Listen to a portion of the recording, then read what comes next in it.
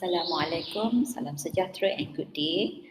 Today's session is to learn about tibia, fibula and the foot skeleton. The objective is to recognize the bone markings of tibia, fibula and the foot skeleton. We will start off with tibia and fibula first, okay? Now, we will start off with a fibula because fibula is much simpler than tibia. Okay, fibula is located at the lateral side of the leg. Okay, lateral side. This is on the right leg. Okay, right fibula, right tibia. Okay, we are looking this at the anterior view. Right. Now the fibula, the proximal part of fibula consists of the apex, whereby it has a pointed structure. That is called the apex of fibula, followed by inferiorly the head and the neck. It is continuous with the shaft of the fibula or body of the fibula. Okay, and in the shaft of fibula anteriorly, you can see clearly an interosseous border, right? And then at the distal part of the fibula, there is a lateral malleolus. This is a protrusion of the end of fibula. It is called lateral malleolus. Lateral malleolus. Dalam bahasa Melayu, lateral malleolus ini dipanggil I don't know, but it's ankle. Okay, it forms the bony prominence at the ankle joint. Okay, we have two bony prominence at the ankle joint on the lateral side and on the medial side. On the lateral side, it is formed by the lateral malleolus, which is from the fibula, while on the medial side, it is formed by the medial malleolus, which is from the tibia. So, that's about much about fibula. Remember, it has the superiormost, the apex, followed by head, neck, shaft or body, which has the interosseous border, and then it has lateral malleolus at the end or the distal end of fibula. Okay. Now, let's take a look at the tibia. The tibia has two condyles, okay? Lateral condyle and medial condyle. Okay. Unlike humerus and femur, the condyle in tibia is not rounded and it is not covered with articular cartilage, but rather it is a spherical C-shaped and it has a meniscus on top of it, superior to it. Okay, so because it forms the knee joint with the condyles of the femur. Okay, the medial and lateral condyle of tibia is continuous inferiorly with the tibial tuberosity, where the hamstring muscle, where the quadriceps femoris inserts. Okay, and it is continuous inferiorly as shaft of tibia, and anteriorly the shaft of tibia has a very prominent anterior and also interosseous border. Okay, anterior and interosseous border. Distally, the tibia has also a malleolus, but because of its side on the lateral part of the leg, the medial part of the leg, so this malleolus is called the medial malleolus. Okay, medial malleolus. Both fibula and tibia has articular facets. Okay, articular facets, and these facets will articulate with the talus bone of the foot skeleton. So on we will see. Okay. So at the posterior part of the tibia, there is a significant and prominent line, which is called the soleal line. Soleal line. This is where the soleus muscle inserts itself on the tibia. Okay. So then we'll go and have a look at the foot skeleton. Foot skeleton. Right, the foot skeleton assembles so much like the hand skeleton, whereby in hand you have the 8 carpal bone, the metacarpal, and the phalanges. 8 couple bone, 5 metacarpals, and 14 phalanges. Okay, similar structure, more or less, are found in foot skeleton. We have the tarsal bone. We changed the name from carpal to tarsal bone, metatarsal, and phalanges. Okay. So what are the tarsal bone? Okay. In humerus, we have 8 tarsal bone, which is arranged in 2 rows, the proximal and the distal row. But in foot skeleton, the arrangement is a little bit deranged in a sense that it doesn't follow the 2 layers of carpal bone in the hand, but rather it overlaps each other. Okay. The largest tarsal bone in the foot is what we call as the calcaneum.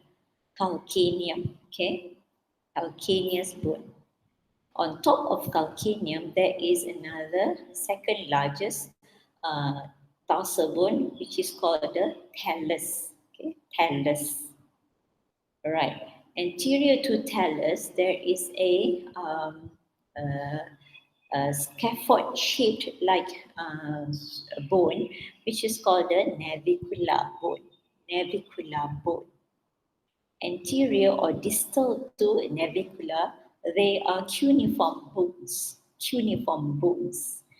These cuneiform bones, there are 3 of them, and it is given a name according to their arrangement from medial, intermediate, and lateral as medial, intermediate, and lateral cuneiform bones. Okay, right. On the lateral side of cuneiform bone and navicular, there is a cuboid bone. Cuboid bone, right? So altogether, we have 8. We also have 7, in fact, 7 tarsal bone. Calcaneum, thallus, navicular, 3 cuneiform, and cuboid. Okay? Of all 7, calcaneum is palpable. Calcaneum is actually our heel of our heel of foot here. Okay, we are stepping on the calcaneum every day when we are standing and when we are walking. Right, the thallus is actually on top of the calcaneum, and sometimes in a very skinny people, we can palpate the calcaneum. Of all the 7 bone, navicular is the most superficial, meaning and just underneath the skin. Okay, when you palpate the dorsal part of the foot, you can actually easily palpate the navicular bone. In fact, if you drop something on your foot, most probably it will hit your navicular bone. Okay, because it is the most superficial bone in the foot. Right. Now, let's go and look at the metatarsal. Metatarsal and phalanges in the foot resembles it themselves as metacarpal and phalanges of the hand, whereby the same bone marking applies. That is, the metatarsal have base, body, and head around proximal to distal, and the phalanges also resemble those in hand skeleton with base, body, and head from proximal to distal. In the hand, the digits are counted number 1 from the thumb to number 5 at the little finger. But at the foot, uh, the digit is counted as number 1 at the big toe, and then number 5 in the little toe. Okay, so the first digit of the foot, I mean the big toe, has only 2 phalanges, unlike the other digits. Okay, it has only 2 phalanges. It resembles so much of the first digit in the hand, whereby it only has proximal and distal phalanx. Therefore, the big toe only have one interphalangeal joint. The rest of the toes have two interphalangeal joints. They are the proximal interphalangeal joint and distal interphalangeal joints. Okay. So, as a summary, you have to remember what are the bone markings of fibula and tibia. The fibula is easy. You have the apex, head, neck, shaft with interosseous border and lateral malleolus, which is palpable. The tibia we have the lateral and medial condyle, tibial tuberosity, shaft, and medial malleolus. Okay. In tibia, the tibial tuberosity, the medial malleolus are palpable. Okay, the tibial tuberosity is palpable just inferior to the kneecap, to the patella of the knee, and the medial malleolus is palpable at the medial side of the ankle. And both fibula and tibia has articular facets which form a joint with the talus of the foot. Okay. Posteriorly, tibia has a soleal line where it is the point of insertion of soleus muscle. The foot skeleton resembles so much of the skeleton in the hand, whereby the foot has 7 tarsal bone, with the biggest tarsal bone and the most tarsal bone is calcaneum. And then on top of calcaneum lies the talus.